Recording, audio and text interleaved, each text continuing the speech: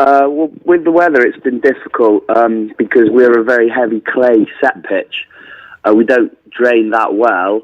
But what I did get on it when I could, the club did invest in a Wiedemann solid tine aeration machine.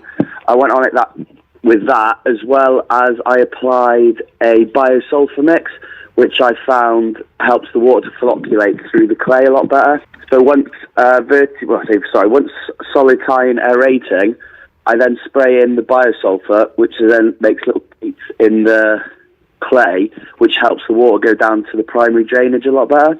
So I found that's a lot of water off it. It didn't, obviously it is clay, so it doesn't soak it up as quick as you want, but I found it does drain a lot better this year, which is very lucky because we've had a lot more rain, which has filled up our recycling water tank. Yeah, all the games been on, even though the manager did come out, it was 2 days before the New Year's Day game, the pitch was underwater, and the manager came out and said he thought the game would be off, and everyone was very surprised when it was on. But we've lost no games, even the teams trained on it in the winter, which is a surprise to everyone, and a bit of a grievance for me, but they've been on it training as well. Well, at the moment, whether we're sort of getting after the lack of renovation yesterday due to an unforeseen event that had to take place at the stadium, we're finding that water's holding in certain areas around the pitch. It's a fibre sand construction, so it can get quite difficult sometimes to sort of get the water away from the surface. So we're actually finding that prevention's better than the cure. So we're always trying to open it up constantly with the vertidrain and making sure that there's always a route for the water to go down from the top of the surface all the way right through the profile. That's sort of the key to what we're finding with everything at the moment. And if all else fails, then unfortunately you've got to break out the hand forks and get hand forking.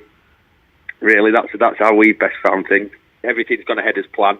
The developments, and coupled with the weather and stuff, could obviously cause a few issues, but we communicate very well with the construction teams, and we are still currently playing at the stadium. The rugby union team is during development, so that can cause difficulties with the stands obviously being very close to the pitch, but we have to go through certain safety sort of sign-off sheets and things like that in the lead up to games to make sure everything's okay, but generally it is, because everything's, as I said, the devil's in the detail with the planning, so that's what we do at the moment.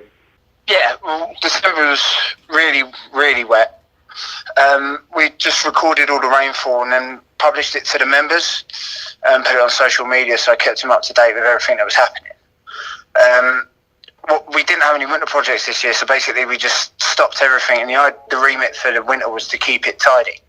So instead of going out on the course, we did a lot of walking where we could.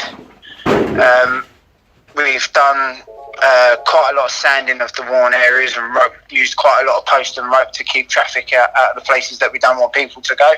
But the main thing that we've done is just keep the members informed of why things aren't being done, as opposed to just how wet it is, just letting them know. The main thing we did, building up to the winter, so as soon as the temperatures went down, we started slitting the greens. We were doing a lot of spiking through the year anyway, but we found that we used to slit on the greens once a fortnight, plus using a penetrant once a month, has helped push them through quite well and keep the greens quite dry. As for the rest of the course, no, we haven't really used any. We haven't done any drainage or spiking fairways or anything like that to keep them dry. We've just literally managed the traffic.